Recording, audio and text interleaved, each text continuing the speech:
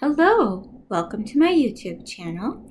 This is a YouTube channel that talks about personality types. My two listeners, Anna and Bethany, have said that they really wanted some content about personality types. So today I'm interviewing Champ about his personality type. Would you like a treat, Champ? Welcome to the show. Eat your treat. So, Champ has recently taken a personality test, and as you can see, he has typed as an ENTJ. And it took him maybe 10 or 15 minutes to take the test, and we weren't surprised that he came out as an ENTJ. But today, I'm going to have a conversation with him about how he feels about his personality type and how that affects his relationships and his decision making. So we're going to start out by talking about the ENTJ personality type. Champ, do you feel like this personality type really resonated with you? I think that's a yes.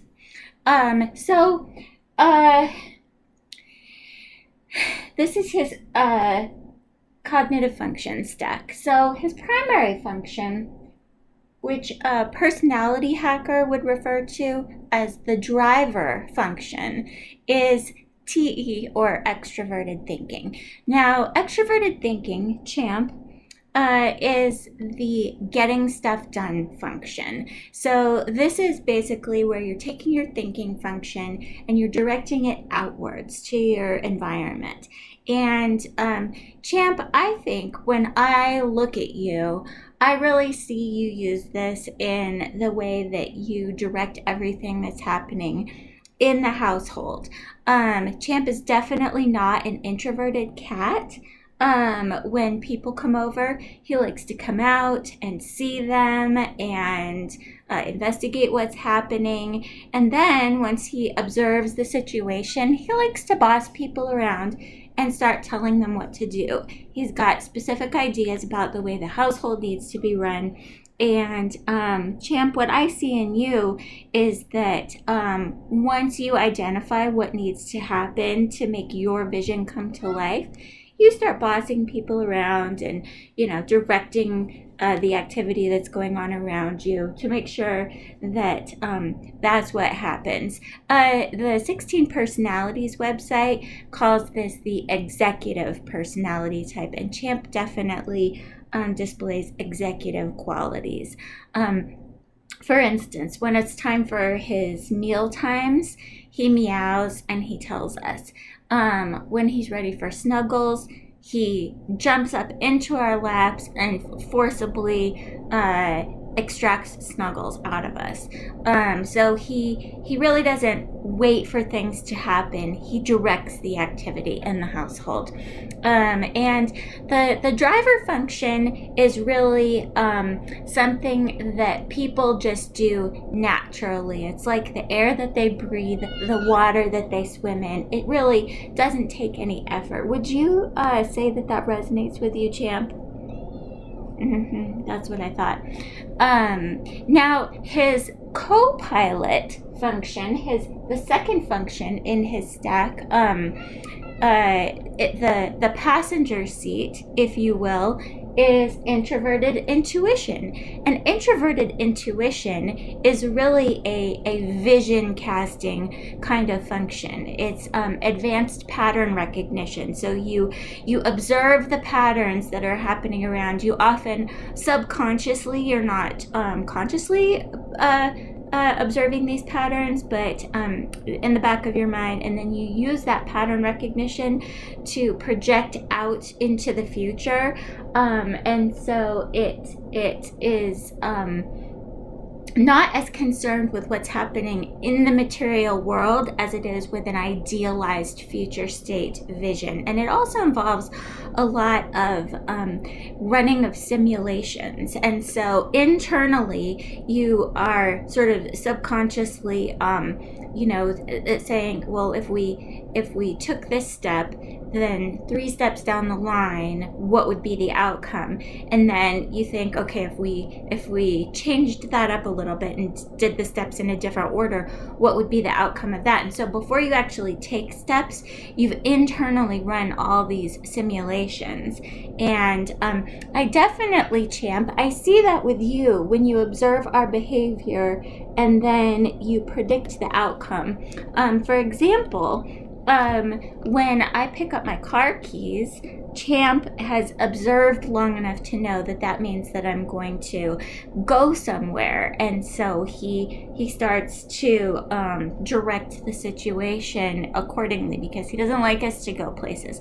So sometimes he'll bite our ankles or walk in front of us so we physically can't get to the door, things like that. So I definitely see that coming out in him.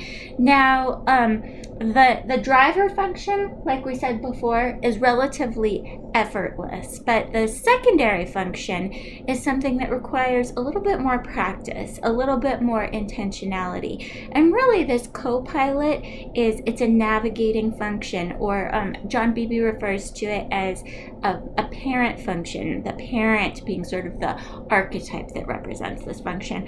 And so what I really want to encourage you to do, Champ, is to try to use this future state vision in a healthy and productive way. And I really want you to envision some healthy and productive future states, the future states that you would like to see. Now, sitting in Champ's third place in his function stack, this would be what we would refer to as a 10-year-old function, and so it's a rather immature function. Alexis Kingsley, in her podcast, she likes to call it a bratty teenager function, which I think is really great. We're more confident in this function than we should be, but it's not our weakest function, but it tends to be an overused weakness. And so for Champ, this is SE, or extroverted sensing. And extroverted sensing, especially when it sits in that third spot in the stack, it's not at its healthiest, and it tends to be centered around physical comforts. So for Champ, that would be food and snuggles and sitting in the sunshine and other things that he likes to do. So a lot of times he will throw fits and temper tantrums until he gets the things that he wants. Champ, would you agree with that? Do you recognize that in yourself, that you, especially when you're feeling insecure, you tend to revert to that third function in sort of a less healthy way? Yeah, that's what I thought. And one thing that can happen with these personality stacks is you can get a little bit stuck in a loop. So you get stuck in a loop between your first function, which for Champ would be extroverted thinking, and his third function, extroverted sensing, because they are both extroverted functions.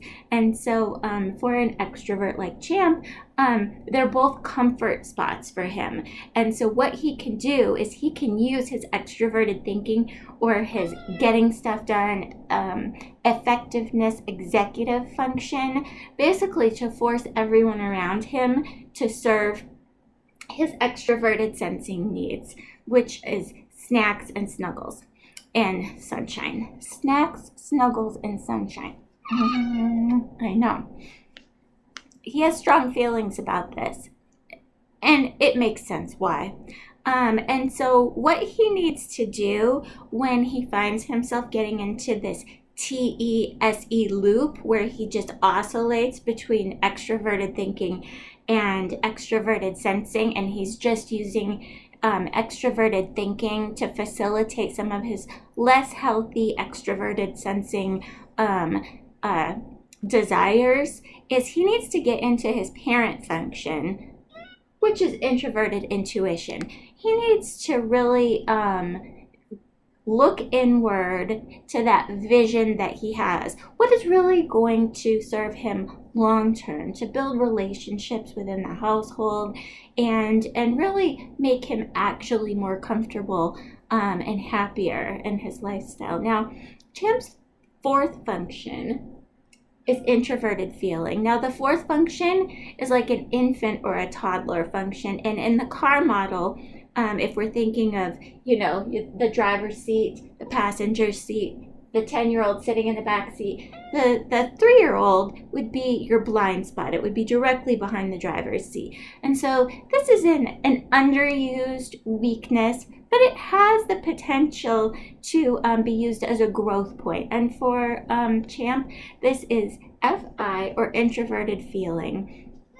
Now, this is a function that looks inward toward the feelings. And Champ, when we first met, you had come from a situation where you lived in a household where you sometimes got attention, but then you were often neglected. Sometimes your owners would leave for long periods of time and not care for you. You didn't always know where your next meal was coming from. And so I think introverted feeling is a real struggle for you because some of those feelings that are sitting way down under the surface are feelings of being abandoned and neglected.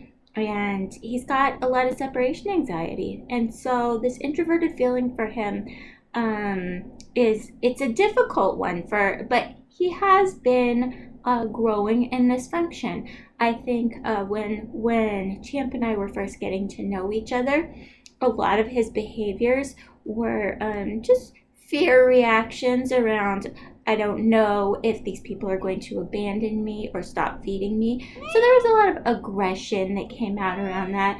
But I think he's been using his NI to observe patterns. And over the years that we've been getting to know each other, Champ, wouldn't you say that you've been able to identify that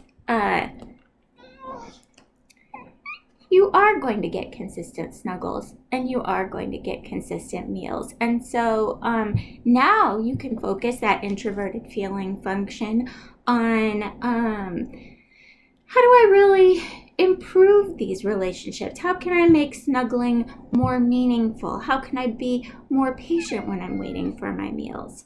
And so this has been an area where we've really been growing together.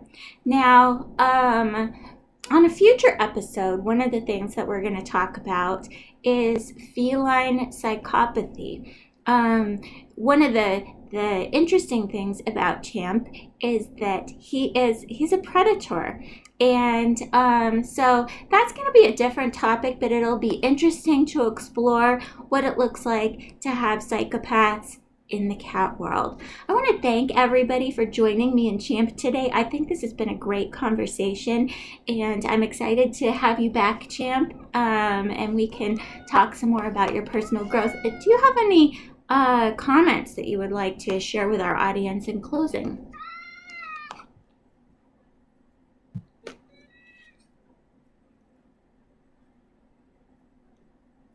Thanks for sharing, Champ. That's been really, really interesting to hear your perspective on this. And I'll see you all again for our next episode.